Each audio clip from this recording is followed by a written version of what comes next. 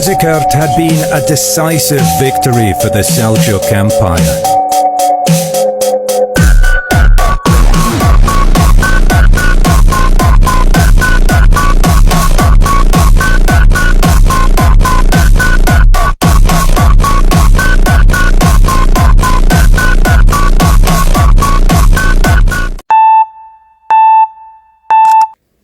Dinasti Seljuk berasal dari bangsa Turki di Asia Tengah dan mulai menjadi kekuatan besar pada abad ke-11.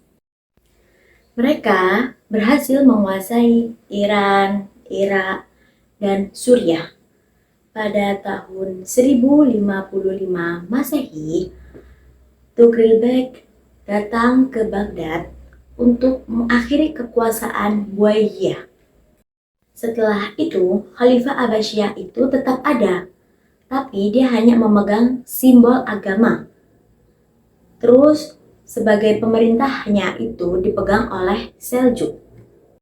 Setelah Tughril Seljuk dipimpin oleh Alp Arslan pada tahun 1063 sampai 1072 Masehi.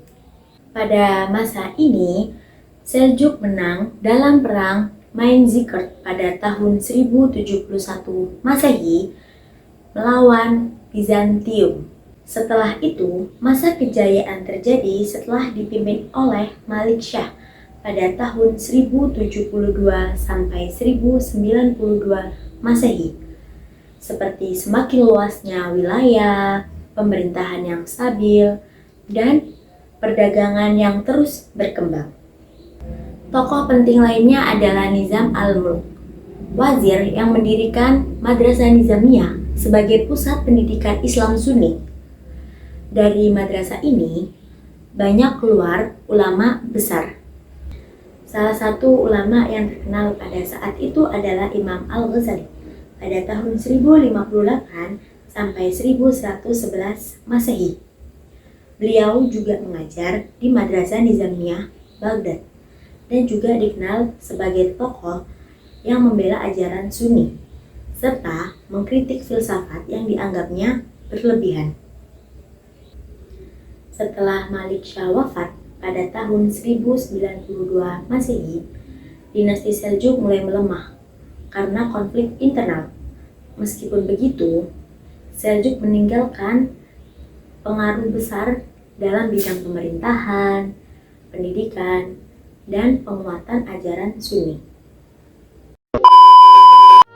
Whoever knows himself knows his worth. He who is lost within his own desires will never find peace. The soul was not created for comfort, but for the pursuit of meaning. Banyak orang menganggap Imam Ghazali sebagai pengaruh terhadap kemunduran dunia Islam, dikarenakan Imam Ghazali lebih menekankan ajaran tasawuf dan keimanan daripada filsafat dan pemikiran rasional. Oleh karena itu, berpikir kritis dan perkembangan ilmu pengetahuan jadi berkurang. Contohnya, Ghazali berpendapat bahwa segala kejadian terjadi karena kehendak Allah, bukan karena sebab dan akibat biasa. Contohnya, kapal terbakar bukan semata karena api, tapi karena Allah lah yang membuat kapal itu terbakar. Pandangan seperti ini dianggap bisa menghambat perkembangan sains karena orang kurang terdorong peneliti terhadap hukum alam. Ghazali juga mengkritik para filsuf seperti Ibnu Sina, dan Al-Farabi. Beberapa pemikiran mereka dianggap sesat. Karena itu, filsafat dalam dunia Islam makin tersingkir dan kalah dominan dibanding ajaran ortodoks. Tapi menyalahkan Ghazali juga kurang tepat.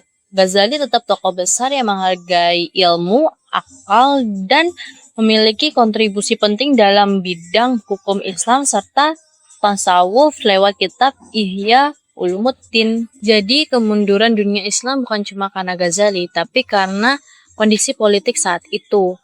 Ada kerjasama antara para ulama dan para penguasa yang membuat pemikiran berbeda sulit berkembang. Ghazali hanya salah satu faktor tersebut.